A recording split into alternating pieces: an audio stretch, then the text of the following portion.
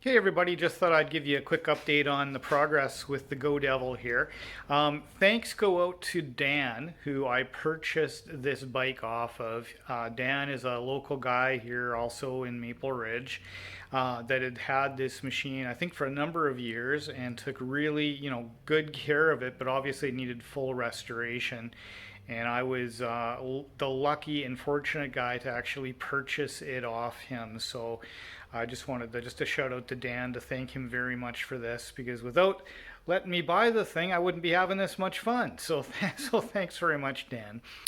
Okay, so this is where we're at with the Go Devil now. Is that essentially, I believe that we've essentially restored pretty much every piece and part to this thing. Pretty much. I'm sure when I start putting it together, I'll find some things that still need doing, but we're at the stage now where it's really time to start reassembling the bike.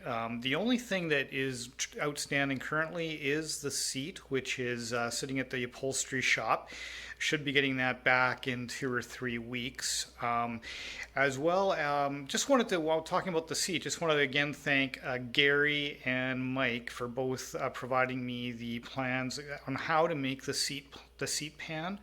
That was critical to get that proper curvature for the seat. So really appreciate that, guys. But where we're at now, just thought I'd kind of show you guys the bits and pieces we have ready to go. So we've got the tire and the new brake shoes in here, so it's all ready to go.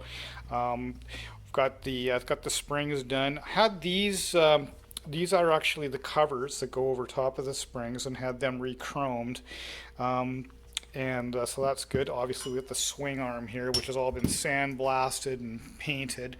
I only re-chromed really, two things: these covers, and also the handlebars, which you see right there.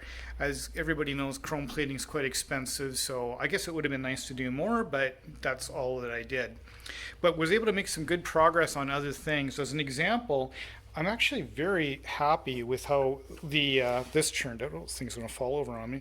This is the obviously the rod that actually goes and screws into the main body of the bike, and allows, when it's unscrewed, allows the bike to fold up. And as you can see, it looks really good. I did not re-chrome that.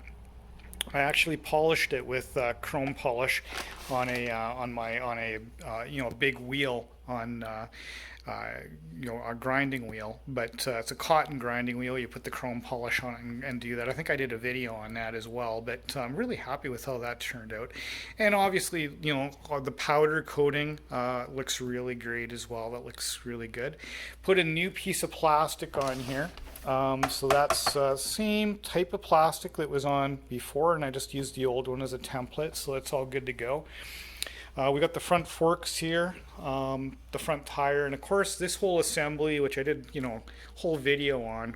Quite an effort to actually solve this issue, and of course put new bearings in here as well. So we're at the stage now that I'm going to start assembling it, and so I thought I'd just do this little bit of an introductory video so you can see what the starting process is here. So over the course of time here, we will start putting it together, and we're one day closer to the happy day when we get to fire this thing up and go for a ride. So definitely looking forward to that. Hope everybody's doing great, having a great time out there fixing stuff. I guess if you're watching this, you're probably a guy like me fixing stuff, or a gal like me Oh, I'm not a gal. Hang on. You know what I'm trying to say. A person that likes to fix stuff. Anyways, you guys take care, and we're going to end this one. Bye for now.